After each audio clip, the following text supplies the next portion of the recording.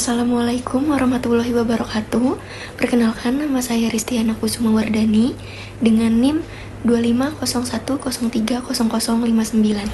Oke, di video kali ini aku bakalan review novel horor berjudul Danur karyanya Risa Saraswati. Alasan aku pilih buku ini karena aku pribadi suka sama cerita horor, apalagi yang katanya diangkat dari kisah nyata. Jadi lebih dapat feel-nya.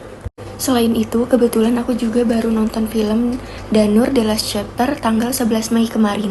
Jadi menurut aku, ini makin menarik karena aku bisa lihat perbandingan antara cerita di buku dan adaptasi filmnya.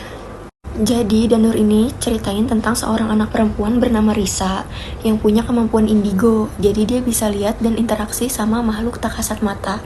Sejak kecil, Risa punya teman, tapi itu bukan manusia. Dia berteman sama 5 anak Belanda, yaitu Peter, William, Jensen, Hans, dan juga Hendrik. Nah, yang menarik itu mereka ini bukan cuma nakut-nakutin, tapi malah jadi teman main dan cukup dekat sama Risa.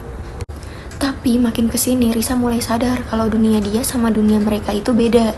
Di situ mulai muncul konflik, kayak rasa takut, kehilangan, dan harus belajar buat melepaskan.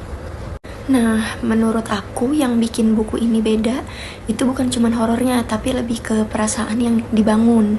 Dari sisi komunikasi kan kita bisa lihat kalau komunikasi itu nggak selalu harus lewat kata-kata. Risa bisa terhubung sama teman-temannya karena ada rasa percaya dan kedekatan emosional. Selain itu juga, buku ini nunjukin kalau kadang manusia itu butuh teman sampai akhirnya bisa menciptakan atau membuka diri ke dunia lain buat ngilangin rasa sepinya. Jadi horornya dapat dan maknanya juga dapat. Dan menurut aku kelebihan dari buku ini itu ceritanya unik dan beda dari horor biasa. Ada unsur nyata, jadi kesannya lebih merinding. Nggak cuma serem tapi juga sedih dan relate dari background para hantunya.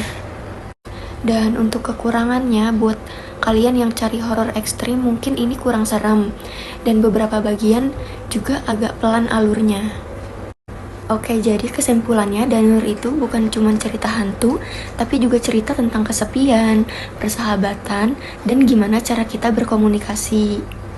Bahkan di luar hal yang biasa kita pahami. Menurut aku, buku ini cocok banget buat yang suka horor tapi juga pengen dapet cerita yang lebih dalam.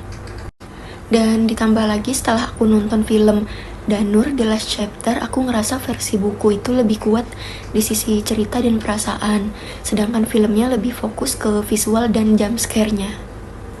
Jadi dari situ aku bisa lebih paham perbedaan cara penyampaian cerita dalam media yang berbeda. Sekian review dari aku, terima kasih.